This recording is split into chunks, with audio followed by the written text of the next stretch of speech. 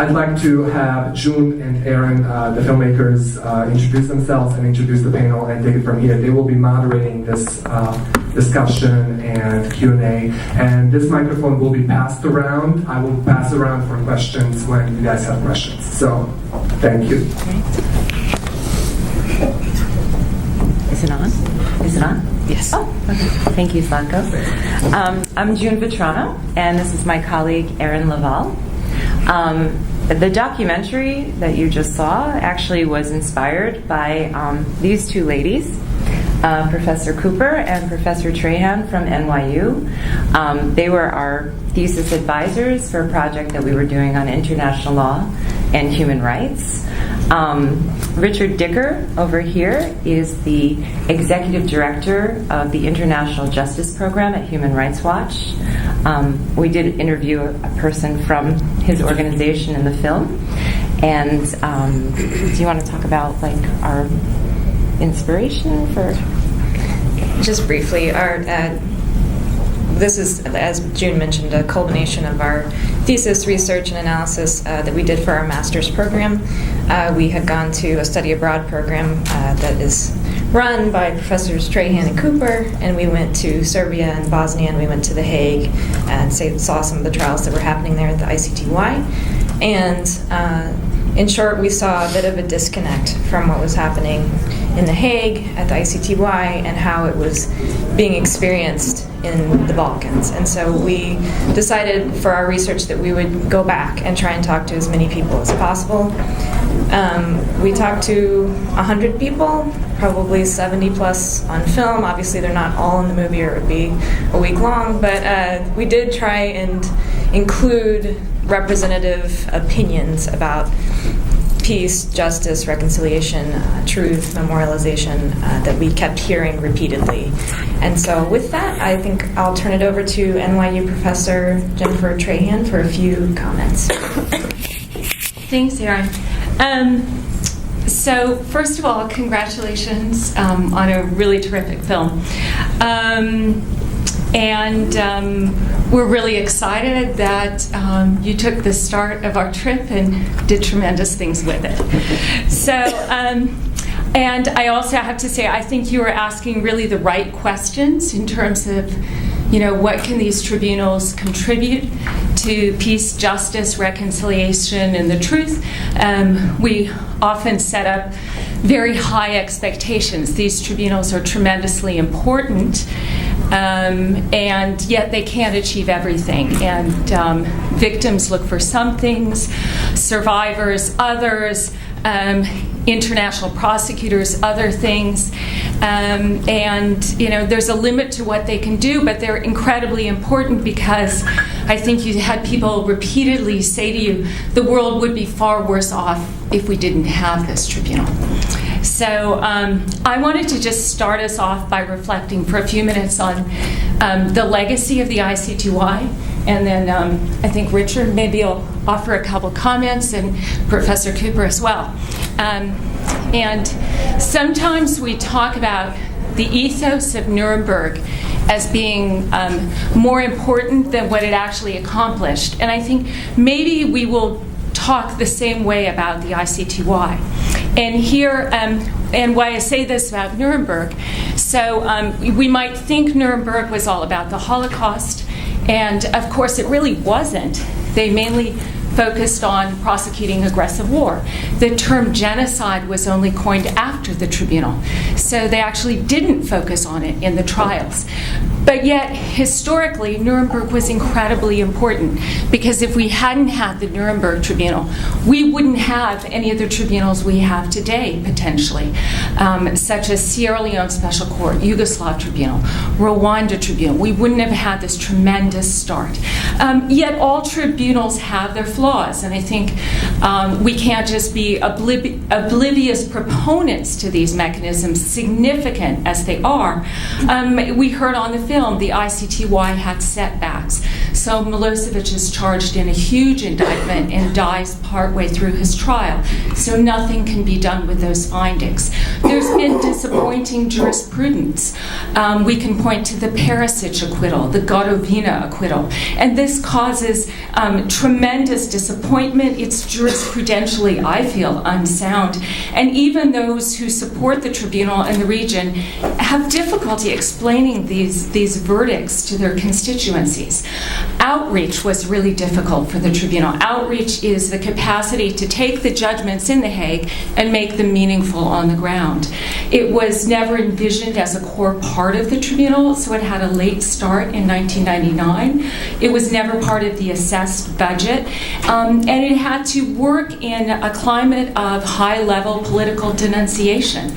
So its work was tremendously complicated.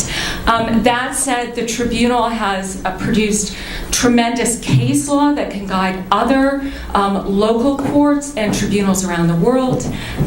You have, as referenced in the film, 161 indictments. Everyone is apprehended. But I just want to suggest that maybe its legacy will be even greater. And it was referenced in the film, they mentioned the local courts, but there are actually 3 levels of justice. The Yugoslav Tribunal, which primarily tried the highest level. You have the mid-level. It's called a hybrid tribunal in Bosnia. It's a mixture of international and national. And then you have local cantonal courts. And actually in Rwanda you have the same. The ICTY, you have domestic courts in Rwanda, and you have Gacaca. So I think this is tremendous to know that in any kind of situation of truly mass atrocities, we may need multiple levels of justice and transitional justice mechanisms as well. So I think that is an incredible accomplishment. And it is very important because someday we hope there will be justice for crimes that are being perpetrated today in Syria and Iraq. And this has given us our precedent. We analyze the shortcomings and we use the precedent to try to someday create justice in these situations. So that's what I think may be the greatest legacy of the ICTY. And again, congratulations on a terrific film. I couldn't be more proud of my former students.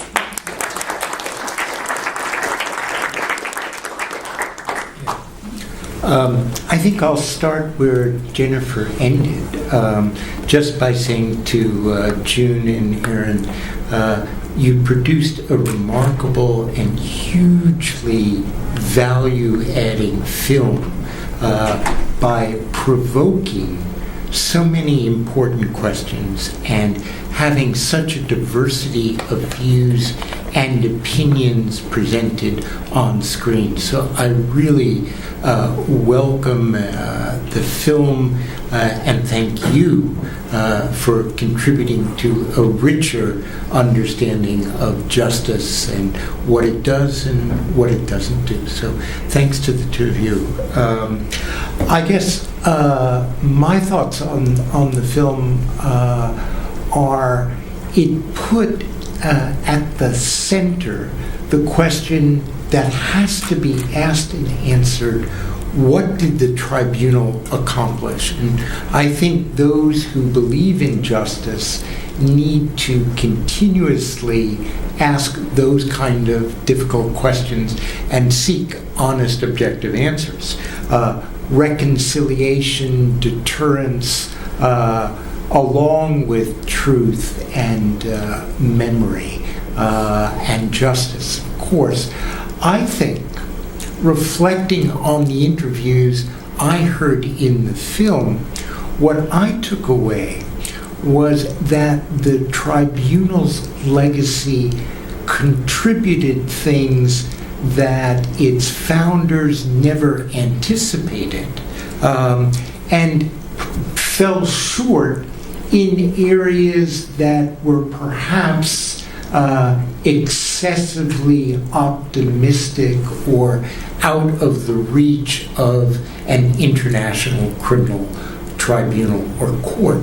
I was struck by the references in the film to, as Jennifer said a moment ago, the local courts that are conducting trials, and the testimony in the film about the killing of a student whose uncle was filmed lying in the street, the footage from Serbia where I believe it was a Kosovar victim went to Belgrade to testify before the Belgrade War Crimes Tribunal and how transformative that experience was. I don't think, or I'm quite certain, that when this tribunal was created, the founders had no idea of some of the ripple effect.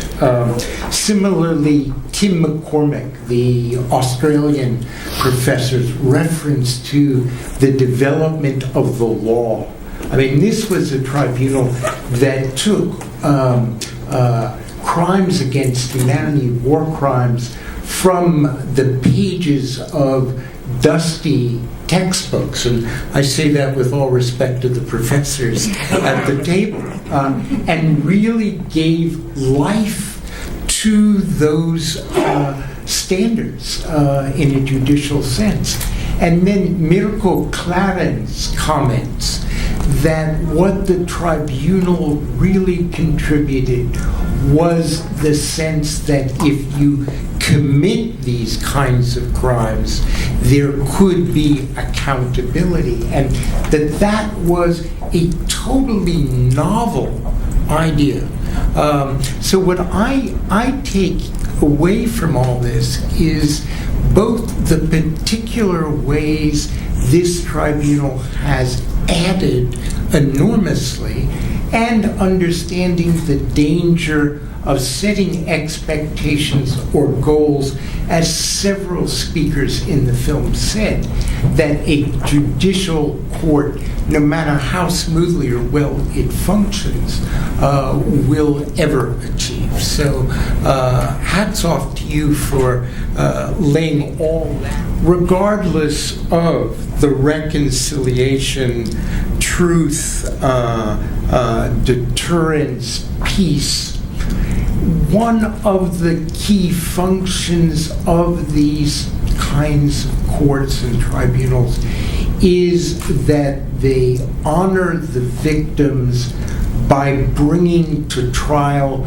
those accused of crimes. And that dynamic of respect for the victims and punishment at fair trial for those accused is enormously important and needs to be even more central in terms of our criteria as to how we evaluate such efforts in the future. So, thank you very much.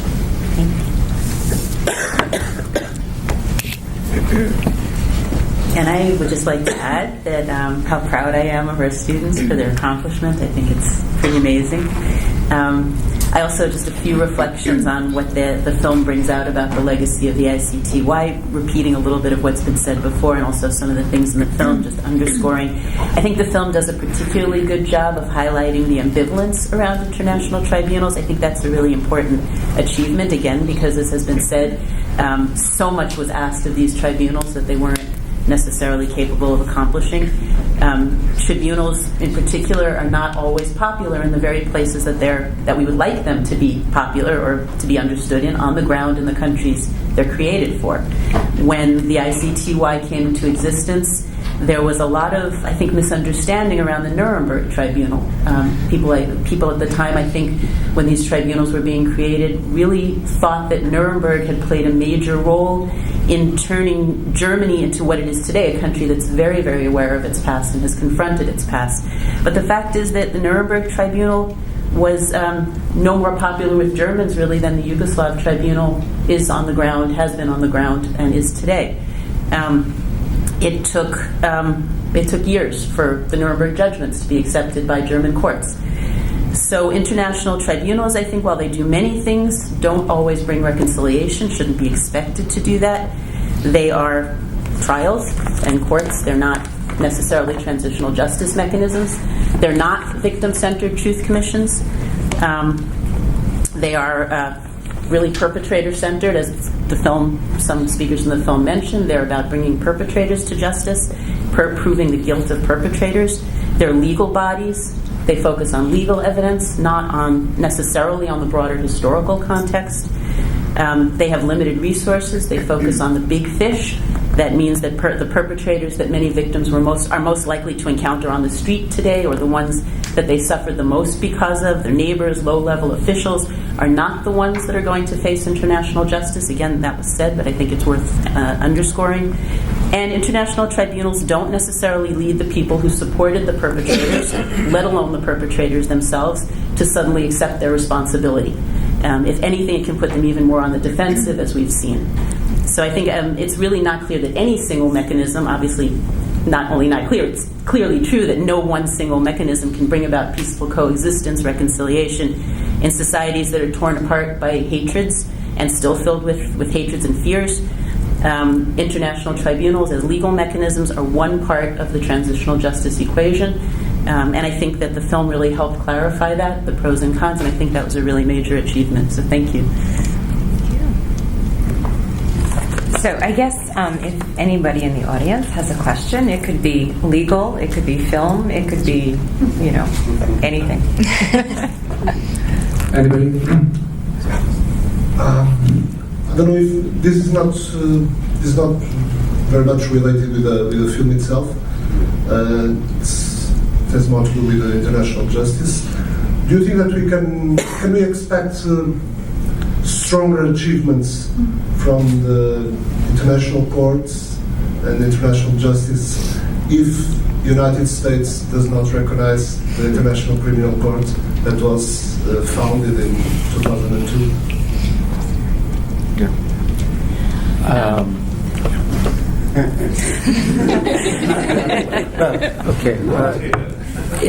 Just to say, I think yes and no. I think the key factor of the United States not joining the International Criminal Court, the key loss there, frankly, is to the United States government's own credibility and legitimacy when it champions accountability for war crimes or crimes against humanity in South Sudan or in Burundi, wherever.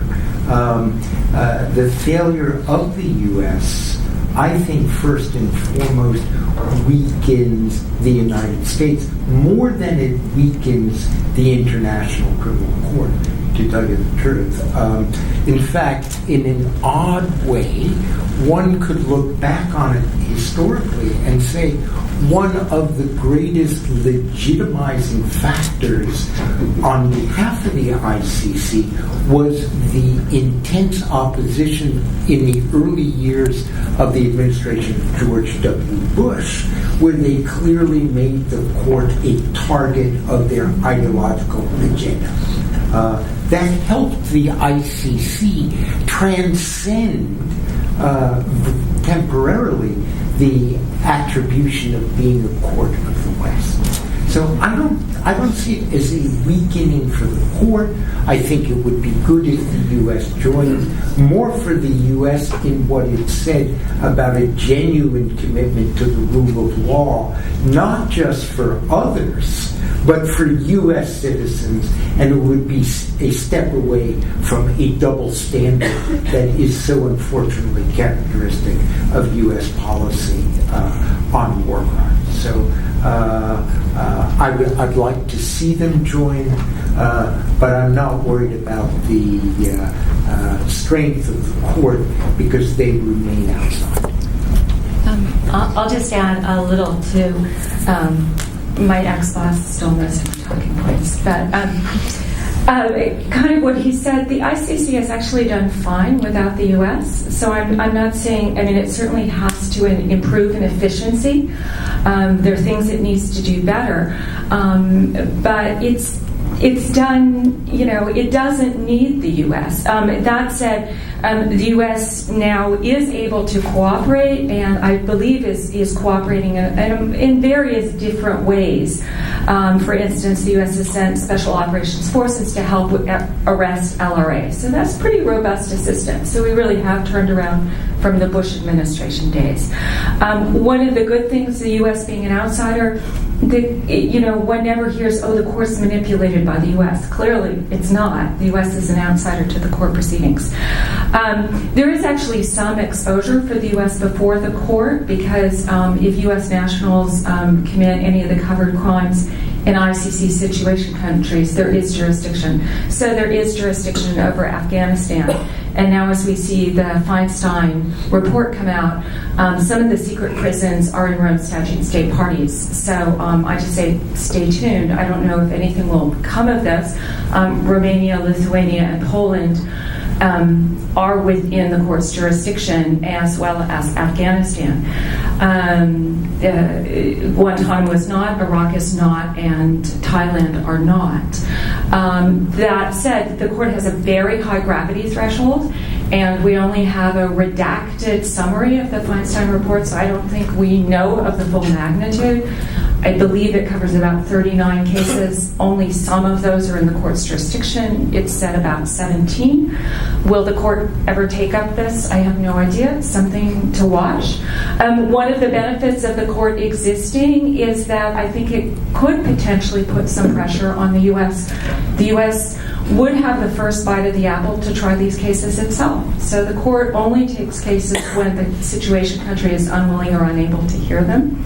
So if the U.S. wants to avoid any exposure, it simply does the cases itself. So something to watch, whether it potentially could pressure or cause a bit more on the U.S. I don't know that we're going down this path as a country. We seem not to be so far, but I'll just add that.